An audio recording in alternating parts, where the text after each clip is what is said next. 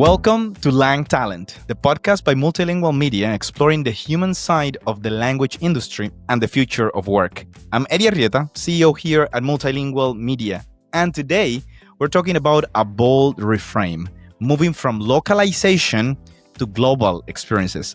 Our guest is José Palomares of Coupa, who's led a 14-month transformation from service provider to growth partner, retiring the L word in favor of a function designed to drive adoption, revenue, and trust in every market. José, welcome, and thanks for being here. Oh, thank you. It's a lot of fun, and it's a great pleasure to be invited. Of course, and it's a great pleasure to talk to you said the L word. The L word. Yes. It's like we're going to talk about the L word. My son saw me reading it the other day, and he went to me like, "Is this the one you mean?" I'm putting, for those that are just listening, I'm putting my right hand on my forehead with the loser sign. And I was like, "No, my son, it's the young boy. It's a different L word, one that you have not known about and you'll read about, the future tales." And of course, for those that might not know, José is the first person in the industry that I ever spoke to. Of course, outside of the people that hire me. But I was very bold. I continue to be bold. And I messaged José. And I said, would you jump on a phone call with me just to talk about this industry? And José said yes. And I was very surprised. I was very surprised that he would say yes. I was just trying. And then it gave me this idea of what this industry, I think Marjolaine mentioned it last year in an interview that we had, this community that more than an industry, it's a community, a group of people. And along the way, you start realize that there are many professionals in the industry that exemplify excellence, and beyond excellence, a spectrum of execution, a spectrum of activities that they do, and I think some professionals limit their professional spectrum. You are a different type of professional, José. Fortunately, there are other professionals that align with that type of vision. You apply your talents in many different ways. So I know today we'll talk about your new role at Coupa, but can you give us also some context on like all those, let's call them layers, but also different branches of who José is for the industry? Renato hates these questions, by the way. I think some people in my audience are going to be like, who is this Renato character that you keep talking to, Eddie, but you've never interviewed? Well, if you're listening to this to this level, to this depth, you will be hearing from Renato in the upcoming weeks. You will see that. But José, thank you so much for doing this, and we're all yours right now. Thank you. And part of what you will likely be hearing is Renato complaining about this interview. So I'm sure that we'll be hearing about that. I want to pick up on something that you just mentioned. So first of all, thank you. This is a great honor, and it doesn't happen often that you're actually asked to talk about something that is, I don't know, lived experience and genuinely something that gets me out of bed every day and super excited.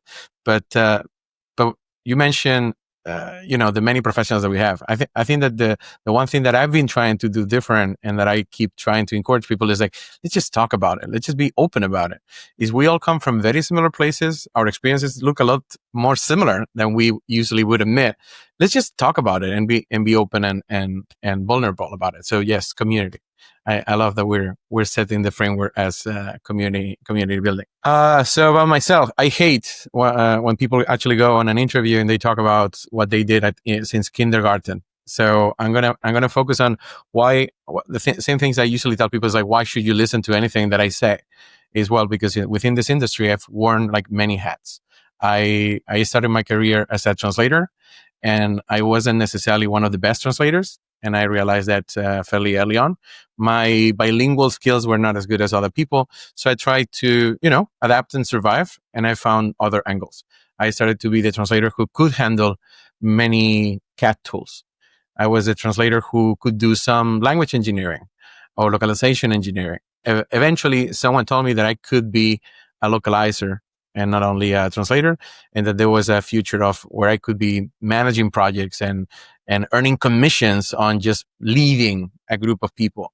And that kind of like kicked off my entrepreneurial side of the brain, when I thought, it's like, wait, I can decide on things like tools and just like to work with other translators. And then I lead that and I get more money than anyone else does. And we build something and we make, we loyalize customers and things like that. So that's set my evolution. I've been a project manager. I've been a localization engineer. I ended up, one of my big milestones in life is I became the chief technology officer of a big LSP in the, or not so big at the beginning. Eventually will be big in San Francisco.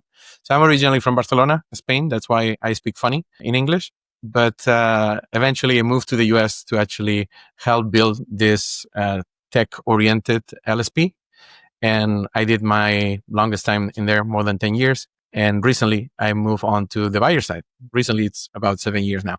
And I work now for a company called Coupa, as you really well pronounced, that basically builds financial management software. And my responsibility is to just lead all of the localization activities, or as we like to say nowadays, global experiences, right? And I'm also very involved. I am part of the Globalization and Localization Association.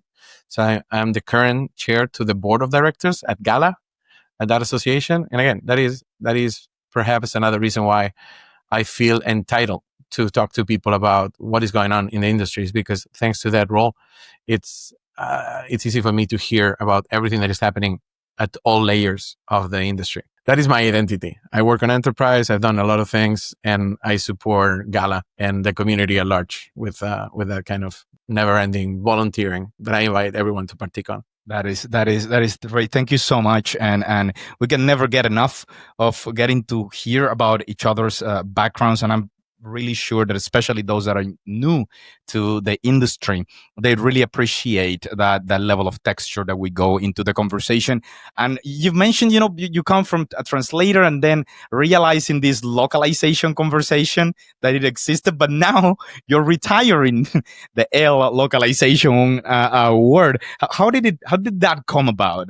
What was that process of transformation? I think that it comes from the accumulated experience of, yes, I've been doing this for over 25 years now. This is what my career has been mostly about. It's different flavors of it, but doing the same thing for more than 25 years. And over those 25 years, I keep having to explain to people what localization means. I'm not happy that someone would call it translation, because that is only a side of it.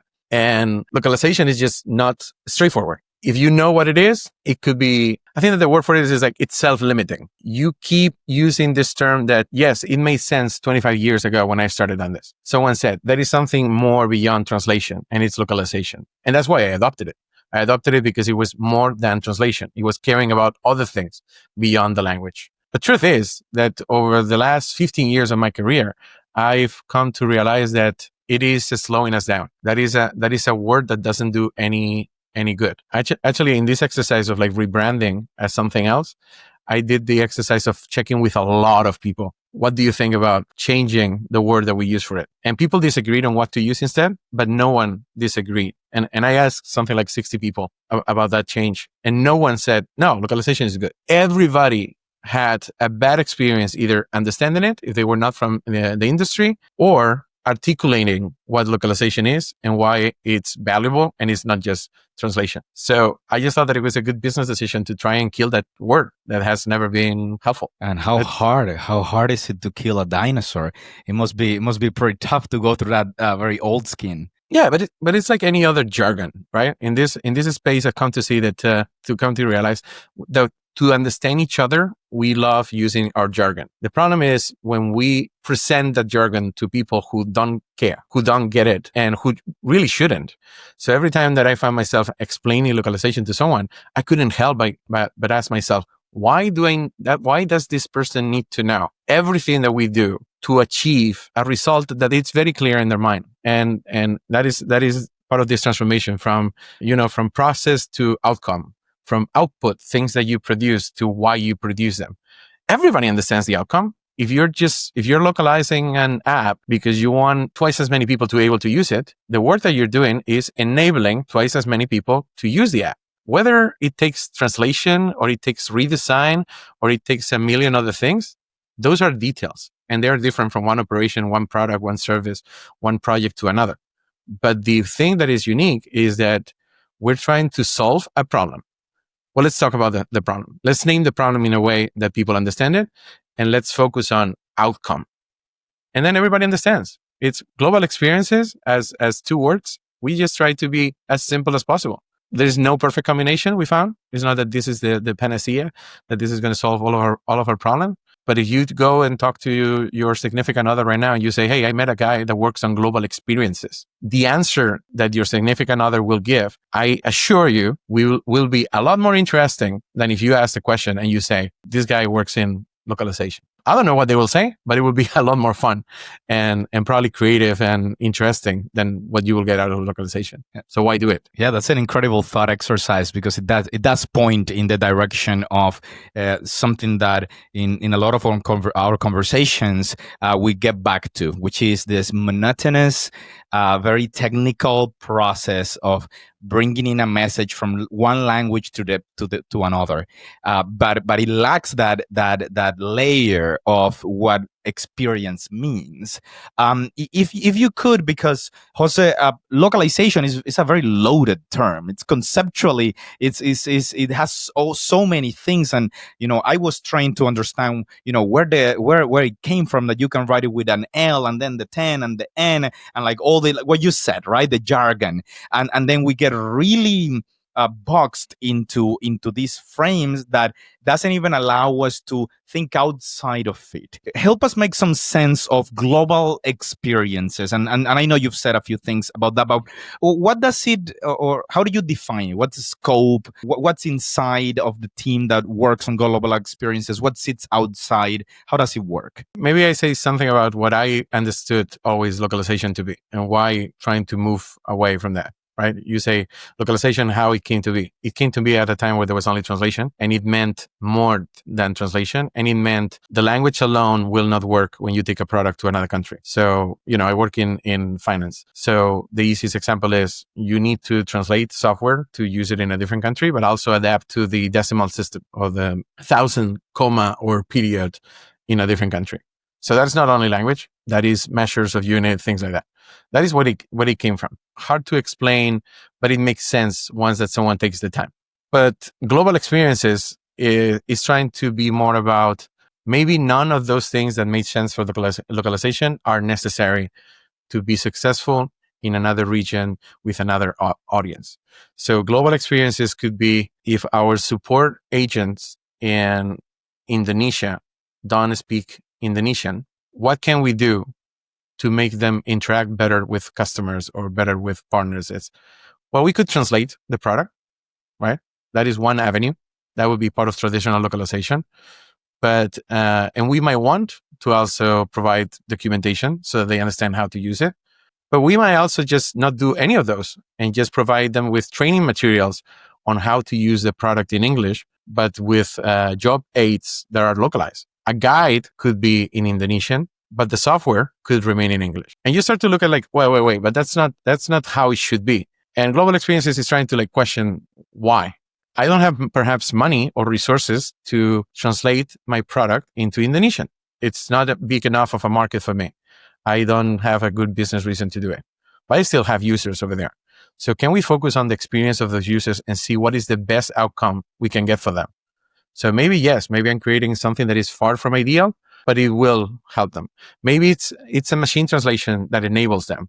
Maybe it's over the phone interpreting. Maybe those agents, the most important thing is not the use of the product. Maybe they can talk to people kind of speaking Indonesian about a product that is in English. And we're still creating the best support experience for people in Indonesia because they ask someone else in Indonesian about the product. So trying to disassociate language from actually creating a successful experience and looking at every single case differently. It is a very different type of approach because we're usually in localization, we're like very dogmatic. This is how it should be. You should be doing this language and do it to the ultimate consequences. You localize a product and you do the product, the help, the documentation, the job aids, you name it. But what if some of those are not in the cards? We had a similar conversation with machine translation versus nothing. What makes for a better user experience to my user in Indonesia? That I give them far less than ideal Indonesian machine translated content that they will struggle to understand, or that I give them English that they will not understand. So all of this menu of options under the umbrella of global experiences just multiplies. We look at how we make the experience better and what tools and what resources and what money and what time we have to actually execute on them. And then you go for highest priority or low-hanging fruit with the highest impact, and then you pursue that. You never call it done. It's never going to be perfect. We're never going to say, oh, we don't need to say we are localized into Indonesia. We just say we have enhanced the experience for users over there. And then the next quarter or the next half year, the next year, we'll look at what else is needed to continue to improve the user experience. But maybe there is no point, and maybe we invest less instead of more. All of this just makes people in localization in general, when I talk to people, cringe a little bit. And it's not as easy as I make it sound, but the opposite, the dogmatic approach of let's do everything under the sun, that wasn't working. I don't think that it works for most people, quite honestly. And not sure if I answered your question or not. I just made it a lot more complicated. No, I think you did, and it's a very wide topic.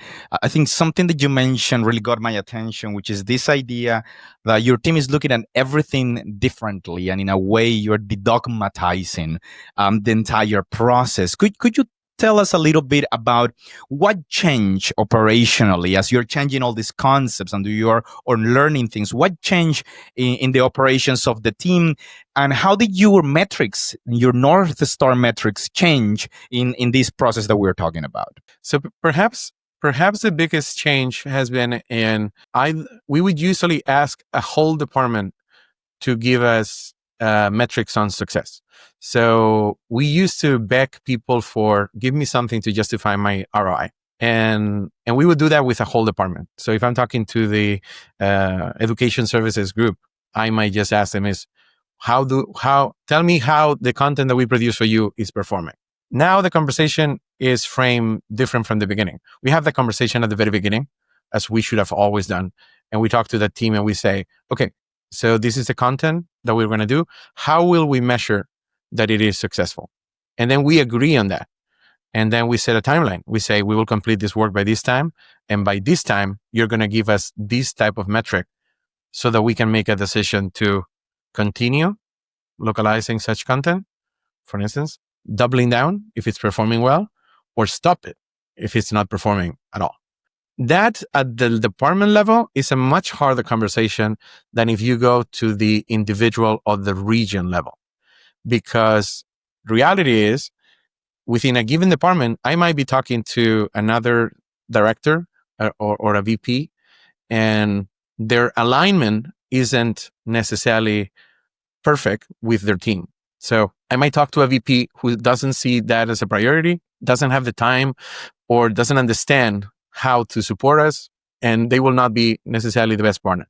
But I can go to a specific region within that team, one regional team in that department that really is trying to fix the experience in Japan, and I can have a conversation for Japan only. And then maybe what we'll do is try this experience instead of like in all the languages that we support, or in all our top priority markets, it becomes a region specific conversation, and that can become a pilot. If we can prove the point doing that for one single region who really wants it, who maybe the region needs it, or someone in there is a champion who wants to see this through, that is a great ally for us to test if the global experience will work, and then see if it needs to be grown into other regions or if it can inspire other departments. So is in many ways is going from that talking to leadership and selling your global strategy. That still happens. That is something that you need to do. But there is also this opportunity to just find what areas of the company are low-hanging fruit for us to improve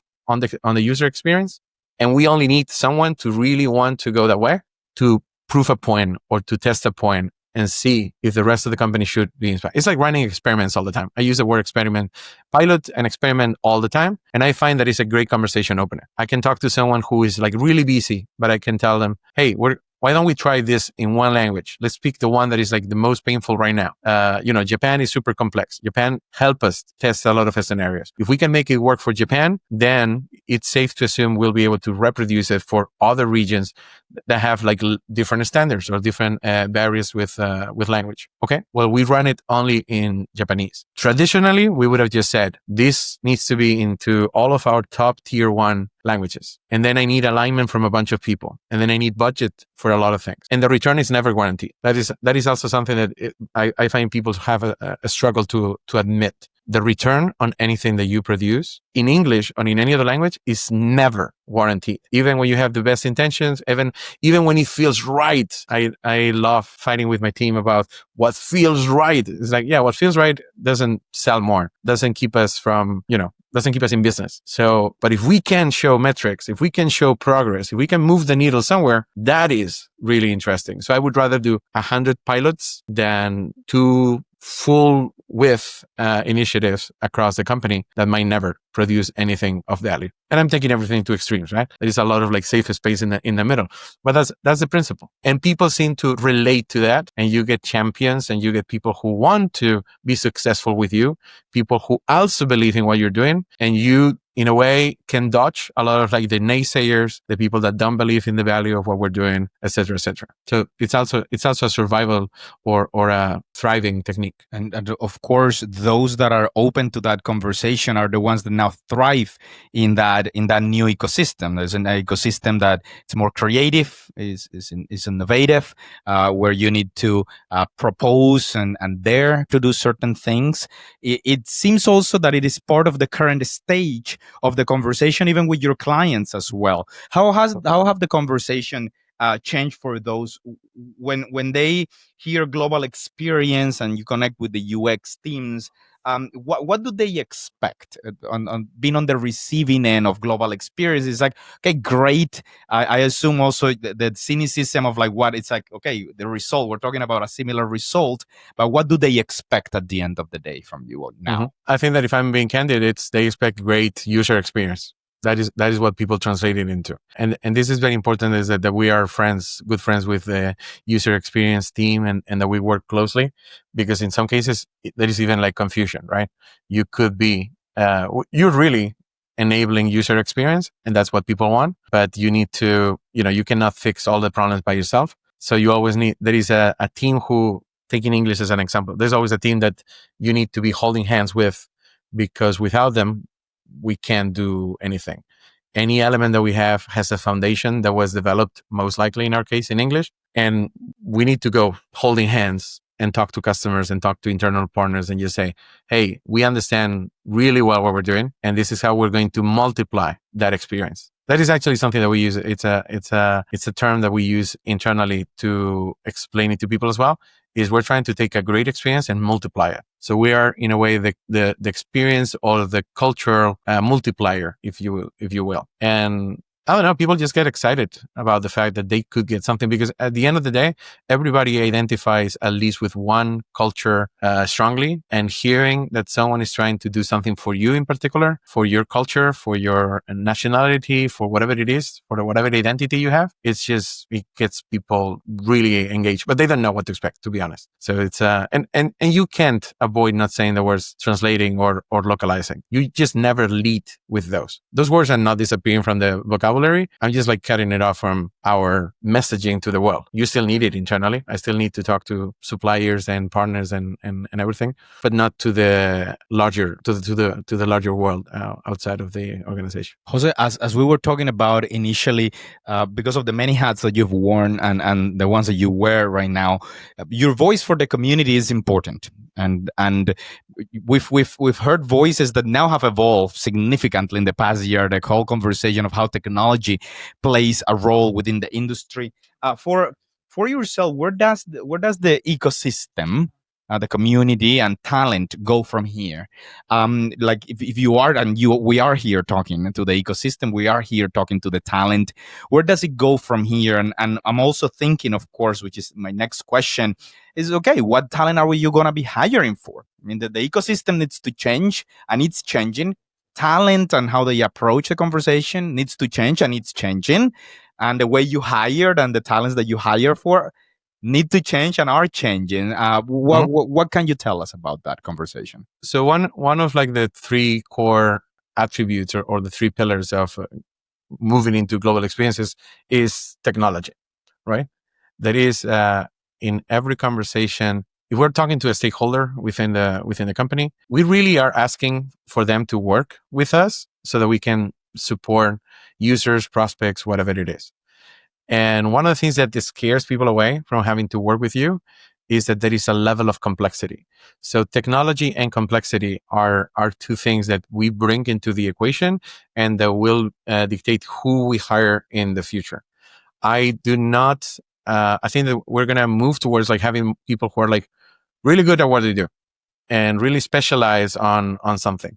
Because right now, very quickly, I need to go to global experiences means cracking the larger picture into smaller, fracturing it into smaller pieces and using technology to try something, experiment, pilot very quickly. So for instance, AI is something that I'm assuming that everyone on my team, current and future, will be super not only familiar but involved with, because when you connect with someone about a given experience, you need to prove success fast. That might mean doing things that look dirty and to some even unethical right now, like, oh, let's just do translation through AI.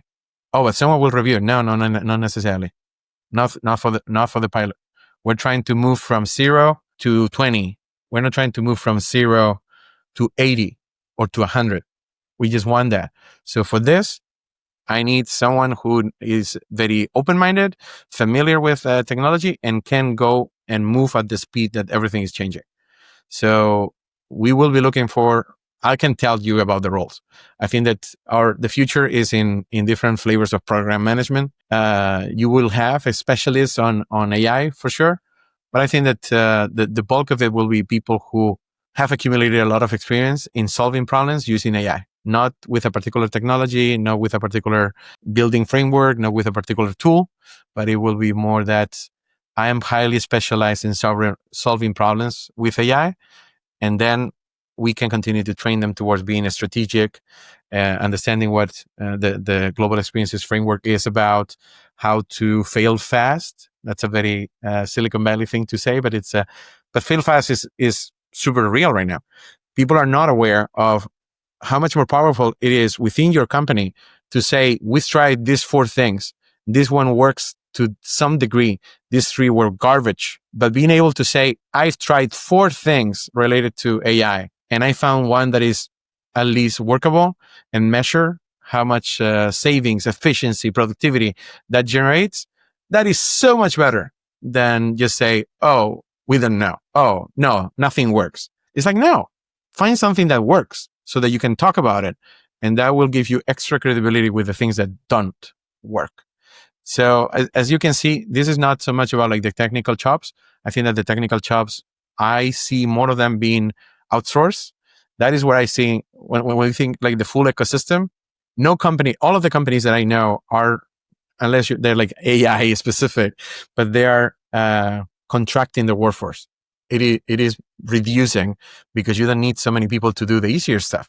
And a lot of it is bullshit. A lot of it is, AI isn't doing your job as well as you were. But that's going to happen at least for a while, where people just think it should, and it's trendy to do it. It reminds me of like a few years back when we were in tech and it became trendy to just fire everyone at the end of the year because the alignments were not okay. It's like, no, that's just a trend. It's become trendy and acceptable to lay people off at the end of the year because you are pivoting your business. Well, this is the same thing. We're like shedding people because AI can do more for us. I think that there will be some course correction. But I think that the reality is that companies like mine will not be able to hire in big numbers, and smaller, medium-sized providers will have the greatest opportunity, because you can be that outside arm of my organization where it's a lot easier to have someone highly educated, high performing, that I just have a contract with, than to have all of those as headcount and organizational overhead. So because it's very easy to become an AI expert, I think that whoever we hire will need to be really good at problem solving, talking to different people, and handling that complexity. And then we're going to be looking more into the smaller and small and medium providers to be that extra talent that we need. And I think that that's one of the pivots that so many LSPs that are super afraid right now will be moving into. The fact that you can hire an engineer and do a million things that I couldn't do, because I won't be able to hire an engineer in my company, but you can. And you can hire them in a location that is like makes sense to you for your operations, for your costs, for your everything. And you can build things a lot faster than I can within the organization. Well, the future is you're a translation company. Now you can turn into a different type of service company. We have one example at Coupa where we had a small boutique firm that we have been working on localization for the longest time. And then out of a casual conversation, we said, well, I wish that we could build some small language model that can do this and that. And we were just having, just thinking out loud. And then this LSP says, well, we can give that a try. And that LSP goes and hires someone part-time, listen to your ideas. We plan something together, and all of a sudden they're building it for you. And that happens in just a very few months. You have multiple iterations, something happens. That company now has a super valuable service. They have repositioned themselves in the ecosystem, and the threat of AI replacing us all entirely, it is smaller for them. So why are we not doing a lot more than that? Since I won't be able to hire my full team, but other people can. It's just a very different mindset. So we're asking people to be pioneers and leaders in this change, which is it's not easy, but there's a lot of opportunity. I see a lot of opportunity as well, Jose, and it's really refreshing to also listen to your perspective. We could talk for hours, I have to say, and we have so many topics to cover, but I think for today, we've gotten so much value from you, Jose. Thank you so much. Are there any message, any final thoughts that you have that you consider are relevant for our community to listen to at this stage? I guess that the big message is localization isn't helping you talk to clients or stakeholders. So just look at yourself in the mirror, say localization 3 times, and see if some kind of like spirit appears that tells you that that you should be doing something about it. No, localization is letting you down as a term, and you need to speak the business of your business partners, whether it's customers or stakeholders. And for this community in particular, I just want to say the talent that we need is solving problems. Solving problems right now requires knowledge of AI and nimbleness. So I think that people need to get very serious about training and bringing people in. There's never been a better time to bring interns from universities to actually, to help you like set a foundation, because they come, for instance, with a lot of energy and not a lot of experience, but a lot of like energy and ingenuity, and you can benefit from that. If you stick to the old models, I used to say this too about machine translation. I don't see you leaving this space or being in a comfortable position in the future. I think that it's imperative that you make a move right now. Wonderful. Jose, thank you so much. I'm sure many in the industry and also the talent that's incoming that is considering this conversation is going to really think into it. And for all of us is a conversation to have. For those that are listening, thank you for being part of Lang Talent. Huge thanks once again to José Palomares for unpacking the shift from localization to global experiences and how organizational design, artificial intelligence, and cross-functional alignment turn language work into measurable growth. Catch new episodes of Lang Talent on Spotify, Apple Podcasts, and YouTube. Subscribe, rate, and leave a review so others can find the show. I'm Eddie Arrieta, once again, CEO here at MultiLingual Media. Thanks for listening, and we'll see you next time. Goodbye. Ciao, Jose. Ciao, ciao.